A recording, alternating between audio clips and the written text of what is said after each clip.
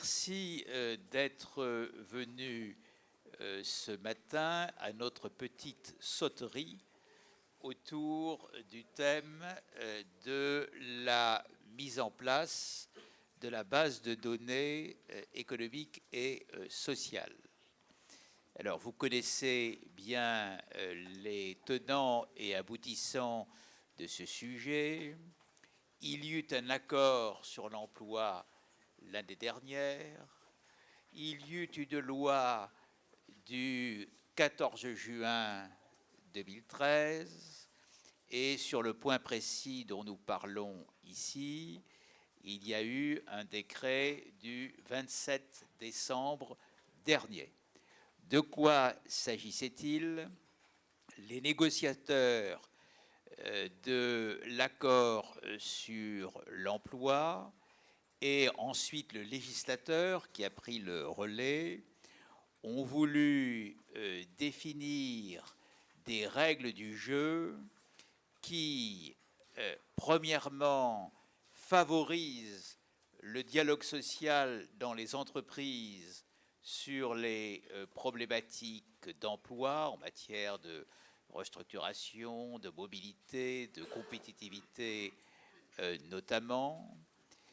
Deuxièmement, les négociateurs et le législateur ont voulu mettre en place et en avant des mécanismes d'anticipation qui permettaient ou qui permettraient aux partenaires dans l'entreprise de mieux appréhender les difficultés, les évolutions et les difficultés si celles-ci survenaient.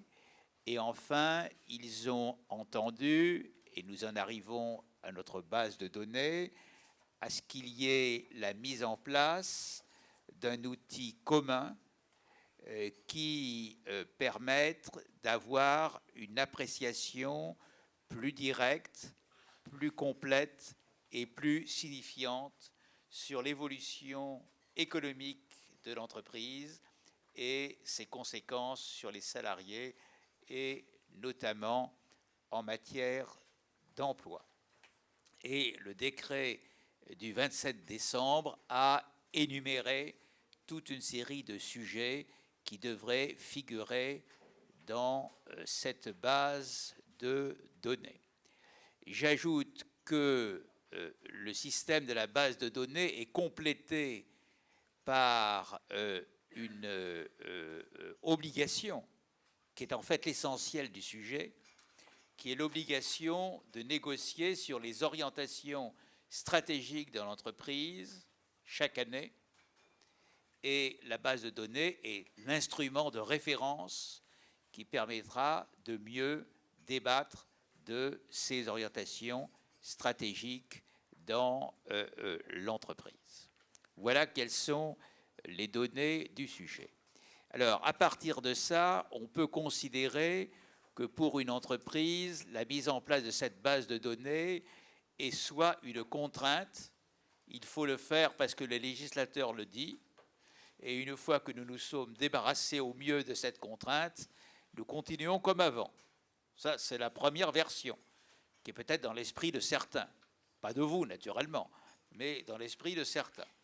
Et puis, il y a une attitude, je dirais, plus positive, qui est dès lors qu'il y a cette obligation, essayons d'en tirer le meilleur usage pour l'entreprise et pour ses salariés. Alors, vous avez devant vous une ribambelle de personnes respectables et différentes.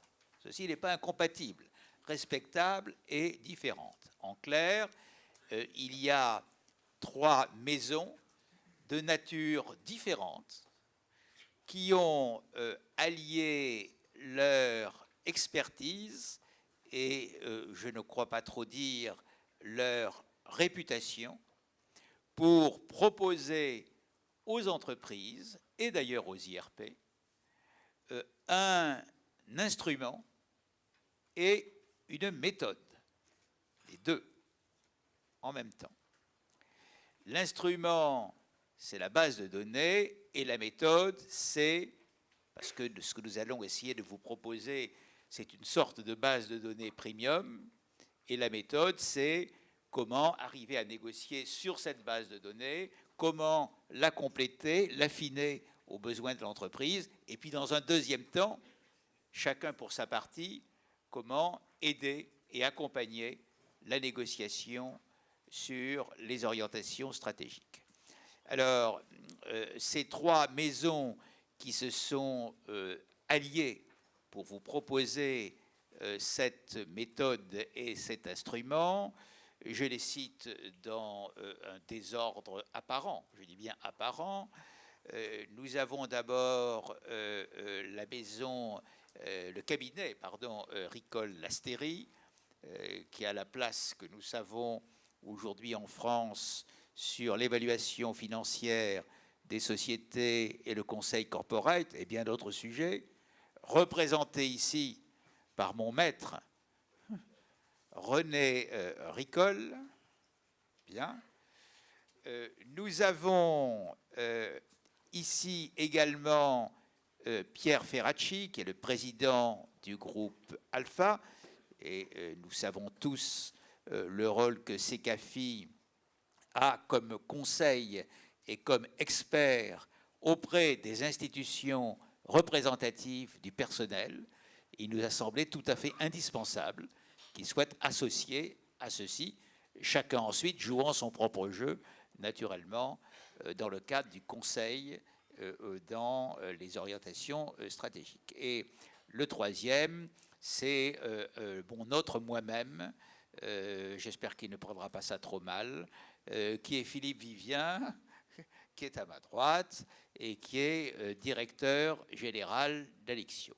Et donc, ce que nous voulons vous proposer, c'est d'abord un système qui permet techniquement de porter les informations, de les recenser.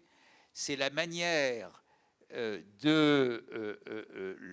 j'allais dire, l'utiliser, de le compléter en fonction des besoins de chacun et d'accompagner une négociation sur sa mise en place, s'il y a négociation sur sa mise en place. Et pour notre part, nous pensons que c'est une bonne méthode. Et puis, naturellement, ensuite, il y a la partie conseil en matière de négociation sur les orientations stratégiques.